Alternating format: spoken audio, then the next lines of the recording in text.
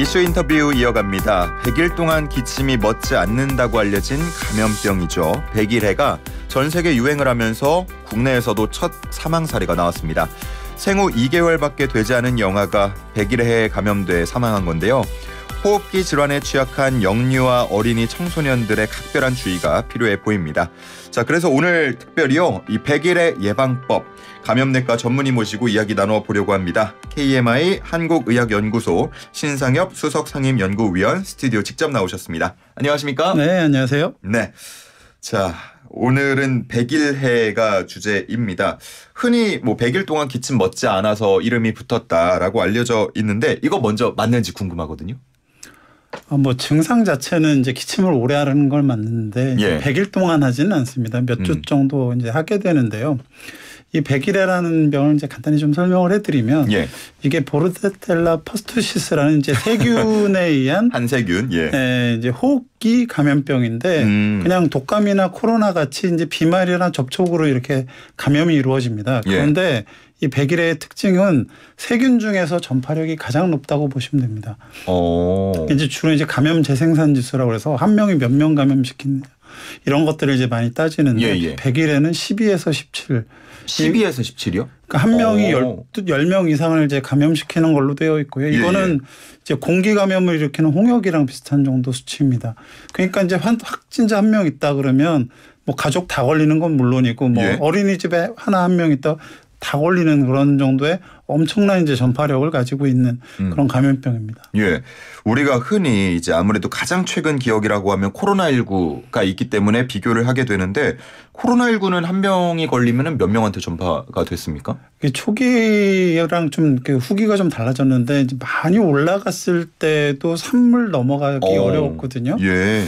근데 이제 아주 그 유행 급성기에는 10 가까이까지 간다는 보고도 있었는데, 지금은 독감이나 코로나19 마찬가지로 한 2 미만 정도에서 유지가 되고 있습니다. 그리고 독감 같은 경우는 한 1.3 왔다 갔다 하거든요. 그러니까 지금 10에서 17이라는 수치는 상당히 높은 수치라고 보시면 됩니다. 그러네요. 저는 항상 뉴스 보도 통해서 전해드리기도 했지만 그 경각심을 많이 갖고 있지는 않았는데, 오늘 이 말씀 수치를 딱 말씀해 주시니까 갑자기 경각심을 갖게 됩니다. 최근에 국내 첫 사망 사례까지 나왔는데요. 많이 위험한 질병입니까?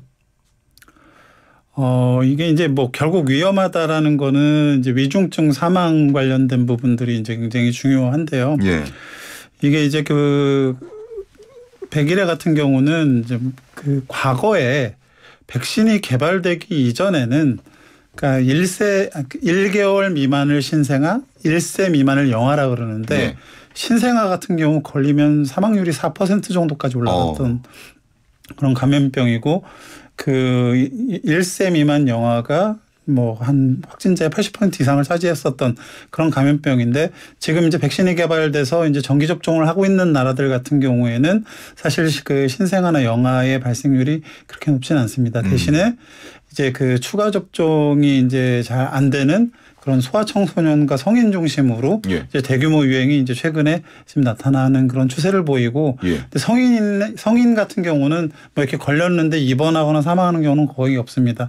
다만 비만이나 이런 천식 환자 같은 경우는 입원해야 되는 경우들이 상당히 많이 벌어지고, 특히 어르신들 같은 경우에도 위험성이 있기 때문에 그러니까 아주 영아와 어르신들한테서는 좀 주의가 필요한 그런 감염병이다라고 볼 수 있습니다. 한 사람이 걸리면 12명에서 17명까지 전파할 수 있다. 그러면 지금 굉장히 급속도로 전파가 되고 있을 것 같은데, 감염자가 얼마나 됩니까?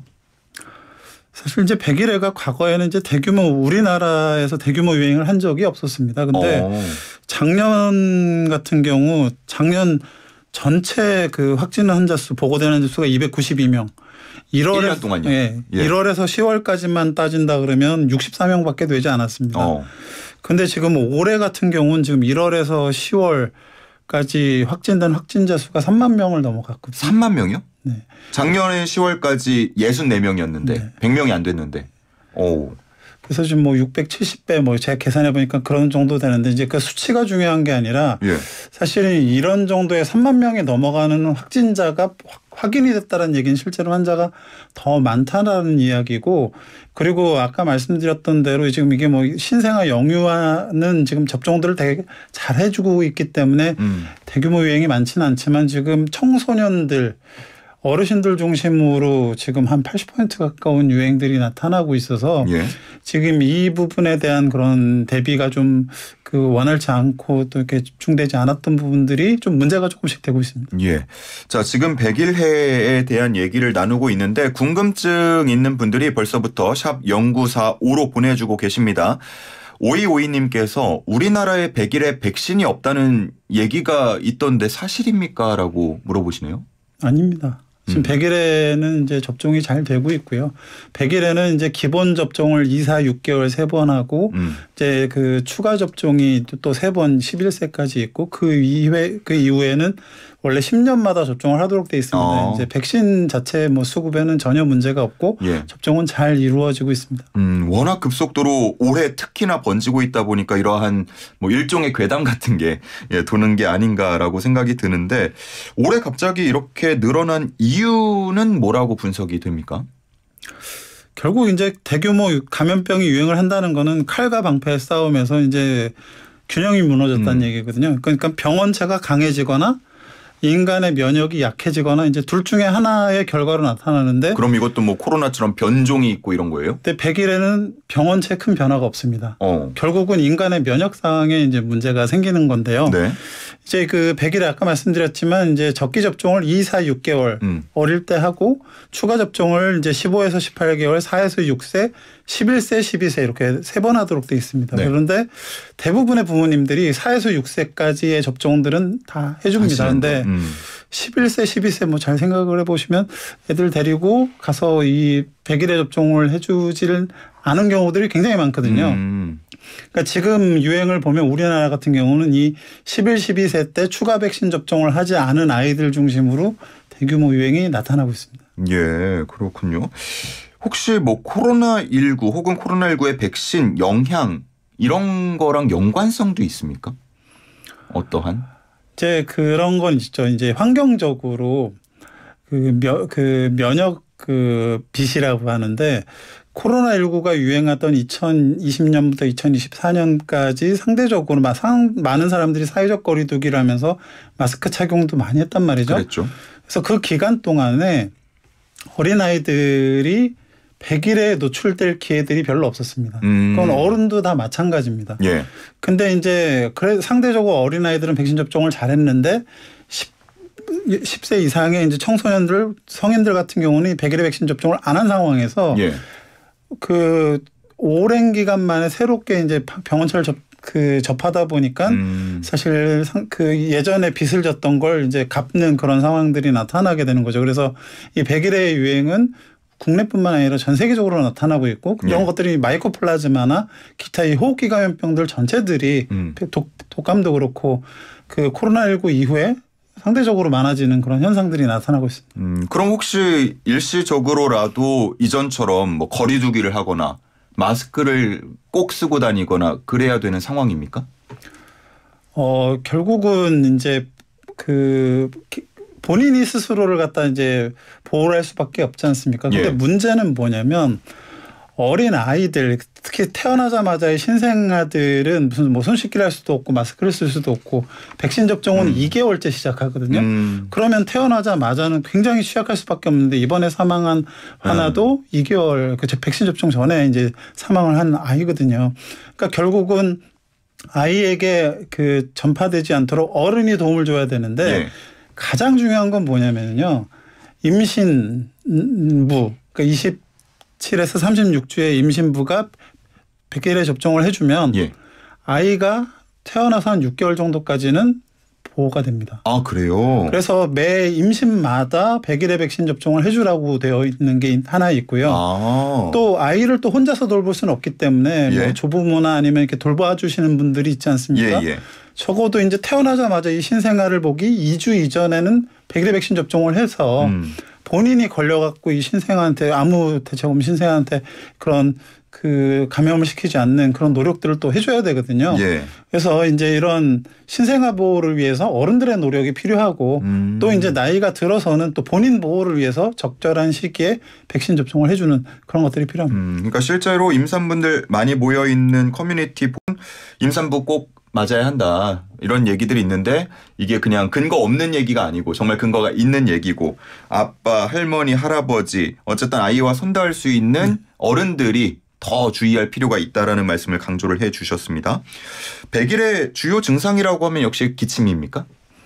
맞습니다. 근데 기침인데 초기 100일에도 초기에는 그냥 일상적인 감기처럼 그냥 일반적인 기침을 합니다. 예. 이제 그걸 카타르기라고 하는데 이제 그게 이제 지나가서 본격적인 100일의 증상이 나타나게 되면 후핑 코프라고 하는데 흡이라는 그 영어거든요. 예. WHOP.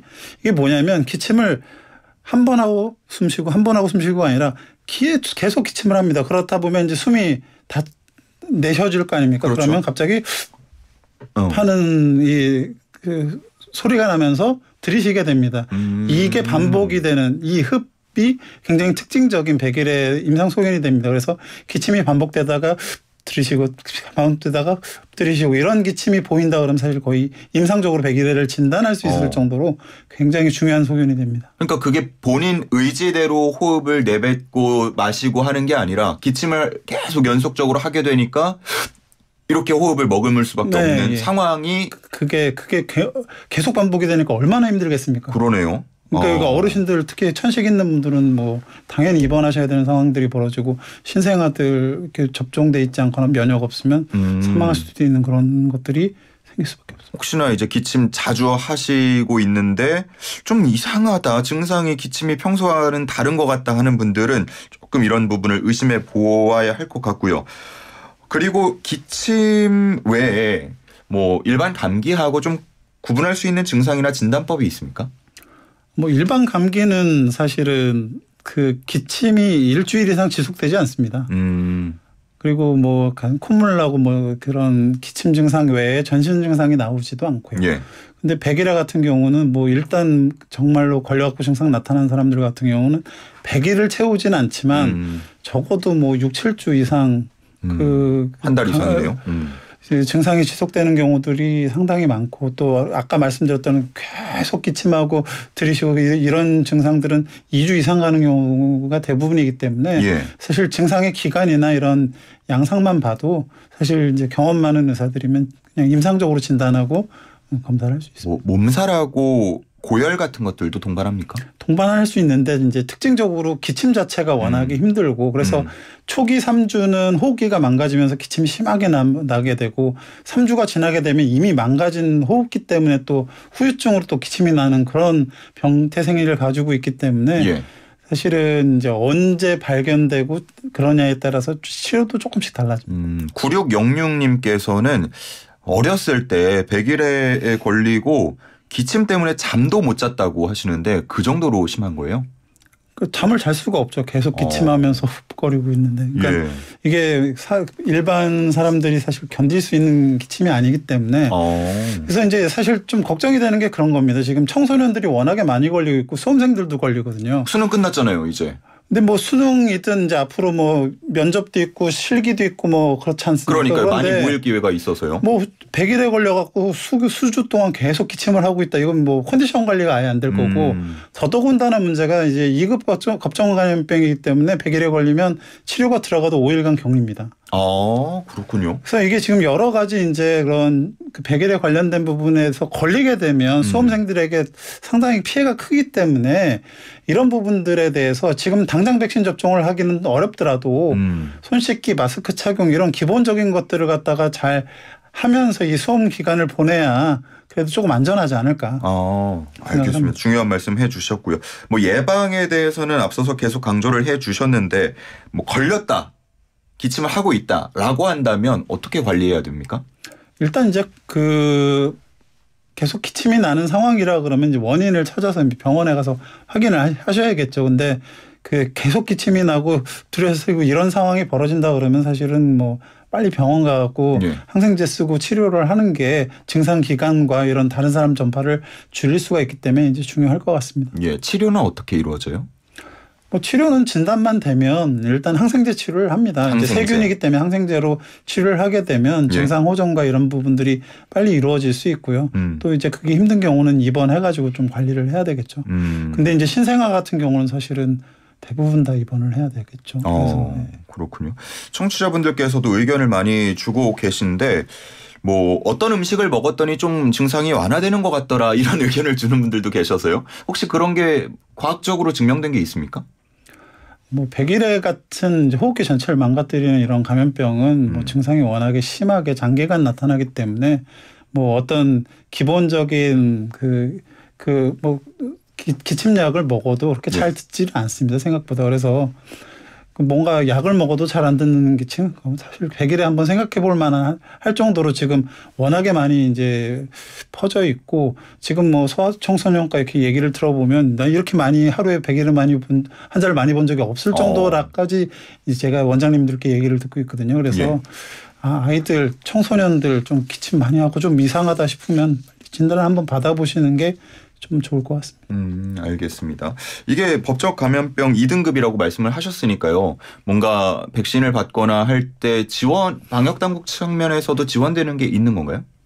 그런 게 특별하게 있지는 않고 그냥 기존 뭐 독감처럼 그 필요한 부분에 대해서 이제 보험 처리가 되는 거고 이제 그런 기본 일상 의료 체계에서의 관리가 되지 뭐 과거 코로나19처럼 무슨 뭐 격리하고 무슨 지원하고 뭐 그런 게 전 국민 무료 접종하고 뭐 그런 건 없습니다. 이런 건 없다. 알겠습니다.